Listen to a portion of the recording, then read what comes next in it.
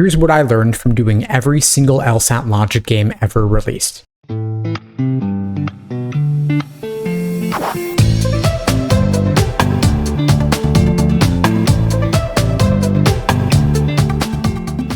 Hey, what's up everybody? Steve Schwartz here from LSAT Unplugged, joining you today to share the lessons I learned from doing every single LSAT logic game ever released back when I was studying. Before I get into it, a little bit about LSAT Unplugged. We offer live online classes via Zoom, on-demand video courses, small group coaching, and one-on-one coaching. Check out the links below this video to find out more and to book a call with me and my team. We'd love to help you out. So, recently, someone was commenting asking what was my LSAT routine back when I was studying for the LSAT. Part of that routine was doing every single logic game ever released at the time. There were roughly 45 or so numbered released exams back at the time, which means I did roughly 180 LSAT logic games as part of my LSAT prep.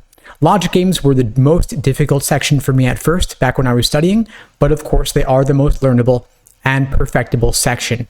I was particularly intimidated by the logic game section because I wasn't really a math person, I wasn't really good at puzzles, and I do see some relationships still today between logic games and a more left brain mathematical style of thinking. So logic games did not really come easy to me at first, but I was able to master them in the end. I got obsessed with the LSAT as a whole and logic games in particular, so I thought to myself, I'm just going to start with the newest exam at the time and work my way backwards all the way to PrepTest number 1. By the way, I would not recommend this course of action if I were studying today. I would do it the other way, going from old to new, because more recent is more relevant, but hey, lesson learned. I even did the weird old games back in the earliest prep tests ever, where they have a weird kind of diagram on the page. You don't see that anymore, but I learned that those logic games were still susceptible to the same techniques that you use for the newer games today. I started noticing patterns in how to make inferences. I started noticing commonalities in the concepts LSAT is testing between different kinds of games, and I recognized that really they are testing and reusing the same ideas again and again and again. I noticed that some logic games are virtual carbon copies of each other. For example, games that involve linking together conditional statements to form long conditional chains.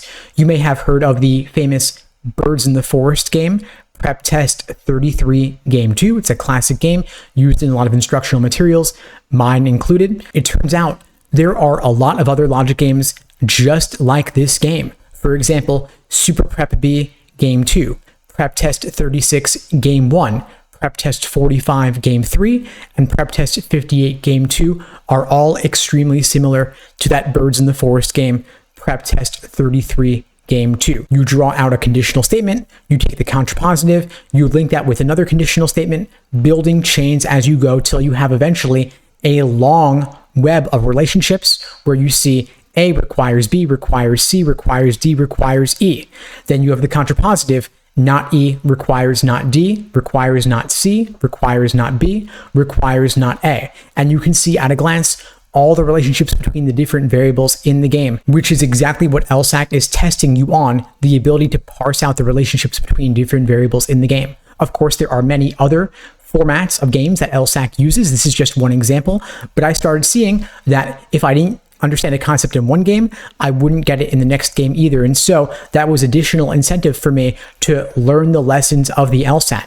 If you can do one game, you can do another game testing the same concept. And so it becomes this positive feedback cycle. The more you learn, the better that you do, which then of course incentivizes you to learn more, so you do even better, and on and on and on. And before you know it, you've seen every trick LSAT could possibly throw at you, and nothing new under the sun ever comes up again, so nothing can surprise you, and you will eventually get to the point where you can consistently achieve perfection on LSAT logic games. That is the goal. It is attainable, and when I look at the typical student scoring a 170 or above on the LSAT, they're typically getting perfect on logic games, maybe -1, but usually perfect. Then they're losing a couple points on the other sections of reasoning and reading comp because they have those perceived ambiguities of language that, of course, you don't really see on the logic game section.